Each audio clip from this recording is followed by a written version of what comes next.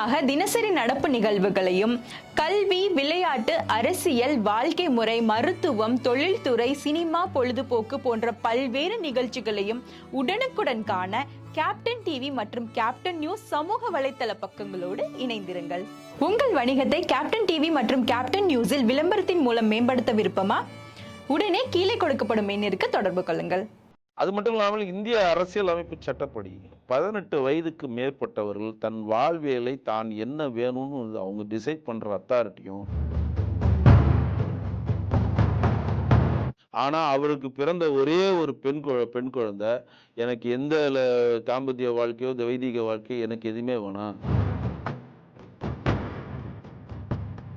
இங்க இருக்கக்கூடிய திமுக அரசாங்கத்துக்கு ஒரே ஒரு கவலை என்னன்னா, ஈஷா யோகா மையத்தை மூடணும். மோகன் லாசரஸ் எங்கே? அவர்லாம் எங்கன்னு தெரியல. அவனுங்களாம் செவுத்துல பல்லியா ஓட்டின்னு உட்காந்துட்டானுங்க உள்ள. அதனாலதான் தமிழ்நாட்டுல நீங்க எந்த ஒரு வீட்டுக்கும் போங்க, எந்த ஒரு கடைகளுக்கு போங்க, 3 கடவுள் இருப்பாங்க. நீங்க பாருங்க.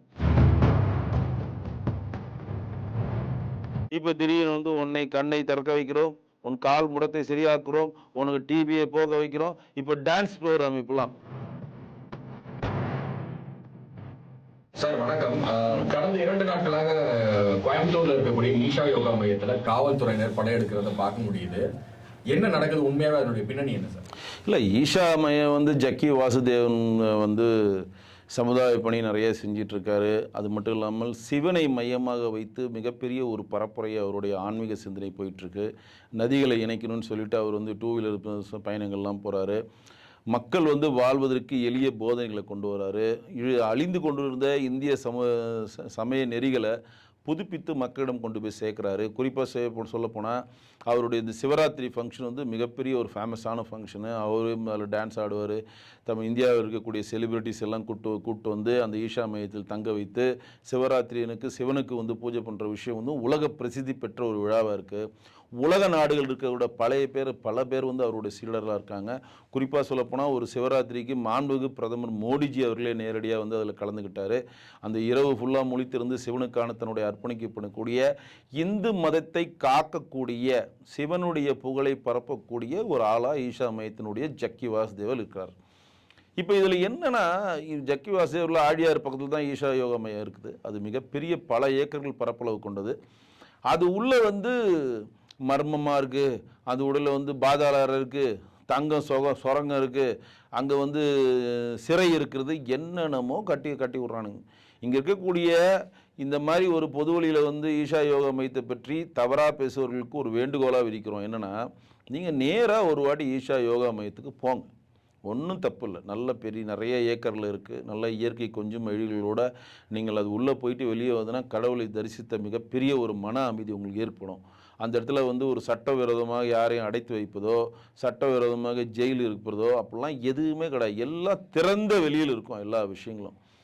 அது மட்டும் இல்லாமல் இந்திய அரசியல் அமைப்பு சட்டப்படி 18 வயதுக்கு மேற்பட்டவர்கள் தன் வாழ்வியலை தான் என்ன வேணும்னு அவங்க டிசைட் பண்ணுற அத்தாரிட்டியும் அதை முடிவெடுக்கும் அதிகாரமும் அவங்களுக்கு இந்தியன் கான்ஸ்டியூஷன் வழங்கியிருக்கு. இப்போ ஈஷா யோகா மையத்துக்கு ஒருத்தவங்க போகிறாங்க, டிஓடியாக போகிறாங்க, யோகா கற்றுக்குறாங்க. கொஞ்ச நாள் கழித்து அவங்களுக்கு அந்த யோகா மேலே ஒரு இன்ட்ரெஸ்ட் ஆகி நான் யோகாவை நோக்கி நகர போகிறேன், எனக்கு ஒரு சாதாரண ஒரு தாம்பத்திய வாழ்க்கையிலேருந்து விடுபட்டு கடவுளுக்கு எனக்கு அர்ப்பணிக்க போகிறேன் அப்படின்னு சொல்லி யாருன்னா போனாங்கன்னா அதை தடுக்கிற உரிமை யாருக்குமே கிடையாது. ஈவன் அவங்க பெற்றோர் கூட கிடையாது. ஏன் அப்படி சொல்கிறேன்னா, 18 வயசு ஆயிடுச்சு. அந்த குழந்தை தான் என்ன செய்ய போகணும், தான் வாழ்வியல் என்னவோ ஆக போகிறோன்ற முடிவெடுக்க அதிகாரத்தை அந்த குழந்தை பெற்றிருக்கிறது, சட்டப்படி பெற்றிருக்கிறது. இது அடிக்கடி நடக்கும். திடீர்னு பார்த்தீங்கன்னா 2 குழந்தைங்க கம்ப்ளைண்ட் பண்ணிட்டாங்க. பெற்றோர் கம்ப்ளைண்ட் பண்ணுறாங்க, ஈஷா யோகா மையத்துக்கு யோகா போன எங்கள் குழந்தைய கடத்தி வச்சுக்கிட்டாரு, அவள் மொட்டை அடித்து விட்டாரு, அவர் சாமியாராக்கி விட்டார், எனக்கு இருக்கிறதே ஒரு குழந்தை தான், கடைசி காலத்தில் அதுதான் கொல்லி போடணும், காப்பாற்றுங்க அப்படின்ற மாதிரி படம்லாம் இங்கே காட்டுவாங்க. நம்ம என்ன சொல்கிறோம், ஈஷா யோகா மையத்துக்கு போய் தான் அந்த குழந்தை சாமியார் ஆகணுன்றது எந்த இதுவும் கிடையாது. ஈஷா மையத்துக்கு போய் தான் அந்த குழந்தை மொட்டை அடிச்சுக்கணும்னு எதுவுமே கிடையாது. இது எதுவுமே கிடையாது. இதெல்லாம் உண்மைன்ற போயிட்டு சொல்ல வரல. அந்த குழந்தையின் கர்மா என்ன செய்கிறதோ அந்த கர்மாக்கு ஏற்ற மாதிரி தான் அந்த குழந்தை நகரும். இந்த காலகட்டத்தில் அந்த குழந்தை வந்து இறைவனை நோக்கி நகருனா நகர்ந்துடும். இப்போ நீங்கள் எவ்வளோ ஊரில் பாருங்கள், குஜராத்லாம் பாருங்கள், மிகப்பெரிய வைர வியாபாரியாக இருப்பார் பார்த்துங்க. அவங்களுடைய பல ஊர்கள் இருக்கக்கூடிய ஏழைப்பட்ட குழந்தைகளுக்கெல்லாம் அந்த வைர வியாபாரி திருமணம் பண்ணி வச்சுருப்பாரு. ஆனால் அவருக்கு பிறந்த ஒரே ஒரு பெண் குழந்தை, எனக்கு எந்த தாம்பத்திய வாழ்க்கையோ வைதிக வாழ்க்கையோ எனக்கு எதுவுமே வேணாம், நான் வந்து சாமியார போகிறேன்னு சொல்லி மொட்டை அடிச்சுட்டு ஜெயின் சமூகத்தில் போனதை பார்த்துருக்கீங்க, நிறைய பேர் பார்த்துருப்பீங்க. அவங்களுக்கெல்லாம் பெரிய உபச்சார விழான்னு சொல்லி நடத்துவாங்க. அந்த குழந்தைக்கு வந்து கல்யாணம் பண்ணுற மாதிரி ட்ரெஸ்ஸு போட்டு பெரிய நகைகள்லாம் போட்டு பெரிய பெரிய சேராட் வண்டியில் கூப்பிட்டு வந்து ஊர்வலமாக கொண்டு வந்து அந்த குழந்தையே ஆசை தீர அழகு பார்ப்பாங்க. ஆகா, நம்ம குழந்தைக்கு இதெல்லாம் செய்யணும்னு ஆசைப்பட்டோம், செஞ்சிட்டோன்னு. மறுநாள் அந்த குழந்தை என்ன ஆகும்? சாமியாராக மாறும். மயிலிறகை வைத்து கையை தடையில் பேட்டி கொண்டு ஒரே ஒரு பாத்திரத்தை வைத்து பிச்சாஞ்சின்னு சொல்லிட்டு ஒவ்வொரு வீட்டுக்கும் போய் பிச்சை வாங்கி சாப்பிட்ற, தன்னுடைய முடியை கூட வளர்க்காமல் கையில் பிடுங்கி எடுக்கின்ற இந்த மாதிரி வழிகளோடு அந்த குழந்தை நகரும். அந்த குழந்தைய வந்து அந்த பெற்றோரும் புரிஞ்சுக்கிட்டு, சில டைம் வந்து அந்த பெற்றோரும் அப்படி கூட சாமியாராக மாறி இருக்காங்க, நான் பார்த்துருக்கேன். எவ்வளோ பெரிய வைர வியாபாரி ஒரே நாளாக எல்லா சொத்தையும் எல்லாரும் குத்துட்டு சாமியாராக போயிடுவார். அது ஒரு செகண்டில் நடக்கிற வேலை. இப்போ ஈஷா யோகா மையத்தில் அது நடக்குதுன்றதுக்காக நான் அந்த உதாரணம் சொல்லலை. இதெல்லாம் அவங்கவுங்க கர்மாவின் பயன்கள். அவங்க என்ன ஒரு இடத்துல பிறக்கிறாங்க, இவ்வளோ படிக்கிறாங்க, இது முடிஞ்சோன்னா அவங்க எதை நோக்கி நகரணுன்றதை அவங்க டிசைட் பண்ண முடியாது. அவங்களுடைய கர்மா தான் டிசைட் பண்ணும். நீங்கள் செய்கிற ஒவ்வொரு வேலையும் நீங்கள் செய்கிற வேலை இல்லை, உங்களை ஒருத்தர் இருந்து இயக்குகிற வேலையை தான் நீங்கள் செய்கிறீங்க. உங்களால் எந்த வேலையும் செய்ய முடியாது. இந்த மனிதராய் பிறந்த நாமெல்லாம் வந்து எந்த வேலைக்கும் தனிப்பட்ட முறையில் நான் தான் கஷ்டப்பட்டு உழைச்சி மேலே வந்தேன், நான் தான் கஷ்டப்பட்டு உழைச்சி பணக்காரானேன், நான் தான் வந்து மக்களை சந்திச்சு எம்எல்ஏ ஆனேன், நான் தான் வந்து டெய்லி வந்து காலங்கத்தில் போய் ஒலிம்பிக்கில் விளையாண்டு ப்ராக்டிஸ் பண்ணி ஒலிம்பிக்கில் தங்க வென்றேன், அதெல்லாம் எதுவுமே கிடையாது. நீங்கள் செய்கிற ஒவ்வொரு வேலையும் உன்னுள் இருக்கும் இறை கடவுள் இயக்கி அந்த கர்மாவை ஃபில் பண்ண வைக்கிறாரு. அதனால தான் ஏஆர் ரஹ்மான் சொன்னார் பாருங்கள், அந்த அவார்டை வாங்கணுன்னு, எல்லா புகழும் இறைவனுக்கே, நான் எதுவும் செய்யலை, என்னுள் என் இறைவன் இயக்கி அது செய்ய வைக்கிறார். அதனால் இந்த புகழ் எனக்கான புகழ் இல்லை, இறைவனுக்கான புகழ். அதான் இளையராஜாவும் சொல்லுவார். இது எதுக்கு இங்கே பதிவு செய்ய விரும்புகிறேன்னா, எல்லா மக்களும் இந்த புரிதலோடு வரணும். இங்கே இருக்கக்கூடிய திமுக அரசாங்கத்துக்கு ஒரே ஒரு கவலை என்னென்னா, ஈஷா யோகா மையத்தை மூடணும். இப்போ நீங்கள் ஈஷா யோகா மையத்தை நீங்கள் மூடணும்னா, அப்படியே பேரலாக காருண்யான்னு ஒரு பல்கலைக்கழகம் இருக்கும் பாருங்கள், ரெண்டு பக்கமும் பல ஏக்கரை வளைச்சி இவங்க ரோடு கொடுப்பானுங்க அரசாங்கத்துக்கு. இந்த பக்கமும் காருண்யா பல்கலைக்கழகம் இருக்கும், இந்த பக்கமும் இருக்கும் காலேஜ் இருக்கும், ஆர்ட்ஸ் காலேஜ் பாலிடெக்னிக் இந்த சைடு இருக்கும், இந்த சைடு இருக்கும். நடுவில் வந்து ரோடு கார்பரேஷன் ரோடு இல்லை, காருண்யா பல்கலைக்கழகம் நமக்கு கொடுத்த ரோடு, அந்த ரோட்டில் இருக்கும். அந்த ரோடு போய் நேராக சிறுவாணி அருவியில் போய் கனெக்ட் ஆகும். இயற்கை எழில்கூடக்கூடிய மிகப்பெரிய காட்டை அழித்து அந்த பல்கலைக்கழகம் கட்டியிருக்காங்க. கிறிஸ்டியன் மைனாரிட்டிக்காக அன்றைக்கு இருக்கக்கூடிய அரசாங்கம் அது கொடுத்தது. ஆனால் கிறிஸ்டினை சேர்ந்தவங்க எவனா அங்கே போய் காசு கட்டாமல் படிக்கிறான்னு கேட்டால் ஒருத்தங்க கூட கிடையாது. பாதி பேர் வெளிநாட்டை சேர்ந்தவர்கள். திபெத்து, மிசோரம், நாகாலாந்து, வடகிழக்கு மாநிலங்கள் இருக்கக்கூடிய பெருங்கொண்ட பணக்காரங்களுடைய பிள்ளைங்கள்லாம் எங்கே படிக்கிறாங்கன்னா இங்கே காரணியில் தான் படிப்பாங்க. அதேமாரி வெளிநாட்டில் இருக்கக்கூடிய மிகப்பெரிய செல்வந்தரோட பிள்ளைங்கள் எங்கே படிக்கிறாங்கன்னா காரணியில் தான் படிக்கிறாங்க. ஆனால் அவங்க மைனாரிட்டி கோட்டா அந்த இடத்த வாங்கி பெரிய பெரிய பில்டிங்கை கட்டி காட்டை அடித்து யானை போகிற தடத்தை அடித்து கட்டியிருக்காங்க. இதை பற்றி எங்கன்னா பேசுங்கன்னா எவனுமே பேசுறதில்லை. அவங்க அந்த அம்மா அந்த பால் தினகரனுடைய ஒய்ஃப் கூட ஒரு வாட்டி கனடாவில் போய் உட்காந்துக்கிட்டு, நான் கண்ணை திறந்தேன், ஏசு பிரான் வந்தார், எனக்கு வந்து கார் தரேன்னு சொன்னார், உடனே எங்களுக்கு வீடு வந்துருச்சு, உடனே எங்களுக்கு கார் வந்துச்சுன்றதுலாம் இங்கே மிகப்பெரிய எதிர்வினை ஆற்றப்பட்டது. இங்கே ஏசு அழைக்கிறான்னு அங்கங்கே வச்சுக்கிட்டு எல்லாட்டையும் ஊழியர் செய்கிறேன்னு மிகப்பெரிய ஒரு பணத்தை கொள்ளையடிக்கிறாங்கன்ற ஒரு பொது வழியே நிகழுது. எல்லாருமே வந்து கொரோனா பீரியடில் அவர் நம்ம நிறைய வாட்டி கேட்டோம், கொரோனா பீரியடில் பால் தினகரன் எங்கே, மோகன் லாசரஸ் எங்கே, அவரெல்லாம் எங்கன்னு தரணும். அவனுங்களாம் செவுத்துல பல்லியாக ஓட்டின்னு உட்காந்துட்டானுங்க உள்ள. வெளில வந்து நம்ம கொரோனா தாக்கிடுன்ட்டு. இப்போ திடீர்னு வந்து உன்னை கண்ணை திறக்க வைக்கிறோம், உன் கால் முடத்தை சரியாக்குறோம், உனக்கு டிபியை போக வைக்கிறோம், இப்போ டான்ஸ் ப்ரோக்ராம் இப்போலாம் எல்லாம் ஆடுறானுங்க. அதெல்லாம் பார்க்குறப்ப இங்கே மக்கள் எவ்வளோ அறியாமலை நோக்கி இருக்கவர்கள் இந்த மாதிரி இந்த மதத்தலைவர்கள் நம்மளை ஏமாற்றுறாரு. இப்போ கூட ஒரு லேட்டஸ்ட்டாக சொன்ன அந்த ஜார்ஜ் பொன்னையான்னு ஒரு கிறுக்கன் இருக்கிறான். அது சர்ச்சு ஃபாதர்னு சொல்லிக்கிட்டு அதற்கான எந்த ஒரு அடிப்படை தகுதி இல்லாத ஒரு கிறுக்கன்.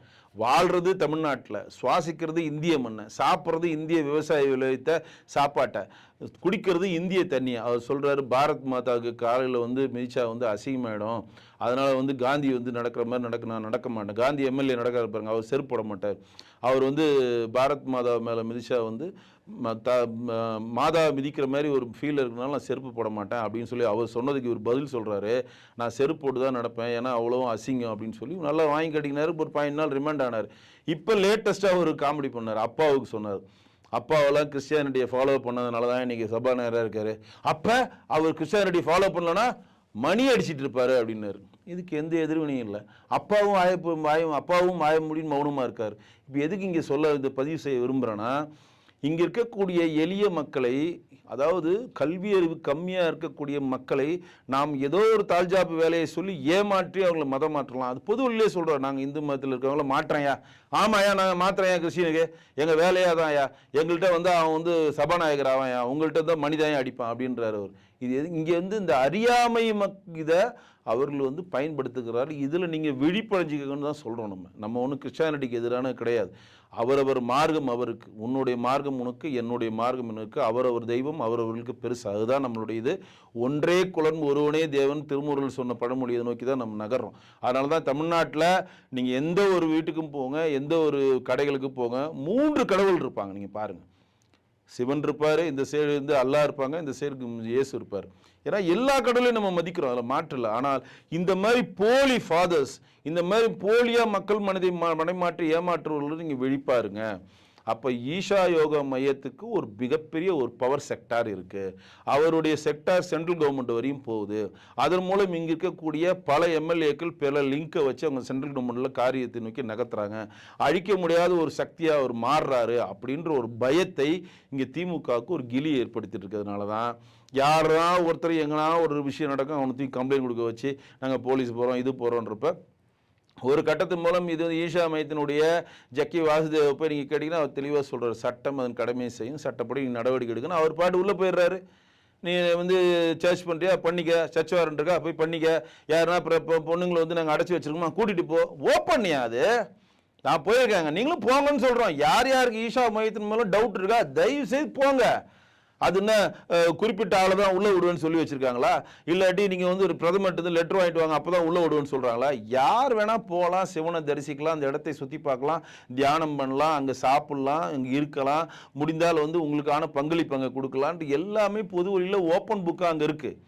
அப்போ வேணுமென்றே காழ்ப்புணர்ச்சியோட ஏதோ ஒரு விஷயத்தை பண்ணி அவங்களுடைய பவர் செக்டாரை குறைக்கணும். மோடிஜி அவர்கள் வந்திருக்காரு, இந்துக்களுடைய வலிமையை அவர் கூட்டுறாரு, இந்துக்களின் ஓட்டுக்களை கன்சாலிடேட் பண்ணுறாரு, இந்துக்களை எல்லாம் ஒரே இடத்துல கூட்டக்கூடிய சக்தி ஈஷா மையத்துக்கு இருக்கிறது, அதுக்கு ஏதோ அது காழ்ப்புணர்ச்சியோட பண்ணணும்னு இதே மாதிரி கிறுக்குத்தனமான வேலையை பண்ணதுக்கு தான் இன்றைக்கி உயர்நீதிமன்றம் நறுக்குன்னு மண்டையில் ஒரு கொட்டு விட்ருக்கு. தயவு செய்து கம்முன்னு நீங்கள் வந்து உங்கள் வேலையை பார்த்துட்ருங்க, இது சட்டப்படி என்னவோ அது மட்டும் தான் நடக்கும், தேவையில்லாமல் நீங்கள் உள்ளே போகிறது இது பண்ணுறது இந்த வேலைகளை முதல்ல நிறுத்துங்கன்னு சொல்கிறாங்க. இது எதுக்கு இங்கே சொல்ல வரேன்னா, இந்து மதத்தை பரப்புவதற்கும் இந்து மதத்தினுடைய அடிநாதமாக இருந்து கொண்டு அதனுடைய கட்டமைப்பை வலுப்படுத்துவதற்கு சில தீய சக்திகள் வந்து தடுக்க விரும்புகின்றன. அவர்கள் தான் இந்த மாதிரி கம்ப்ளைண்ட்ஸ் நோக்கி நகர்றாங்க. 18 வயதுக்கு மேற்பட்டவர்கள் அவர்கள் சுயமாக முடிவெடுக்கிற எந்த முடிவுக்கும் இந்தியன் கான்ஸ்டியூஷன் அனுமதி வழங்கியிருக்கிறது. இவர்கள் சொல்கிற மாதிரி மொட்டை அடிக்கிறாங்க, சாமியாரை போனாங்கன்னா அதை பற்றி நமக்கு தெரியாது, அதை பற்றி கருத்து சொல்லவும் நம்ம விரும்பலை. அது அவங்களுடைய தனிப்பட்ட விருப்பம்.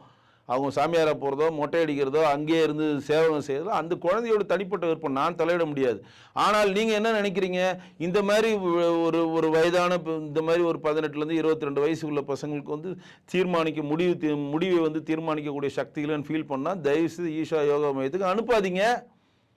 பிள்ளைய வீட்டில் வச்சுக்கோங்க, கல்யாணம் பண்ணி கொடுங்க, நல்லபடியாக வச்சுக்கோங்க. அங்கே அனுப்பிச்சிட்டு அந்த பிள்ளை அந்த நான் சொன்ன பாருங்கள் குஜராத்தோடைய அந்த ஃபார்முலா, ஏதோ ஒரு ஆன்மீகத்தை நோக்கி சில குழந்தைகள் நகர்ந்தால் ஒன்றுமே பண்ண முடியாதுங்க, ஒன்றுமே பண்ண முடியாது. அந்த குழந்தைகள் தான் செய்கிறது நல்லது நினச்சி செஞ்சதுன்னா அதை போய் நீங்கள் தடுக்கவும் முடியாது, அதற்கான பவரும் உங்கள்கிட்ட கிடையாது. ஸோ இது வந்து இந்து மதத்தை பரப்புவதற்கு ஒரு கன்சாலிடேட்டான ஓட்டை வந்து ஈஷா மையம் வந்து ஏற்படுத்துகிறது. அதை வந்து தடுக்கணுன்றதுக்காக அரசியல் காழ்ப்புணர்ச்சியினுடைய திமுக அவருடைய காவல்துறையை கையில் வைத்துக்கொண்டு ஏவலாக நடக்கிறது, காவல்துறை ஏவல் துறையாக செயல்படுகிறது. அதற்கு உயர்நீதிமன்றம் மிகப்பெரிய ஒரு செக்கை இன்றைக்கு வழங்கியிருக்கிறது.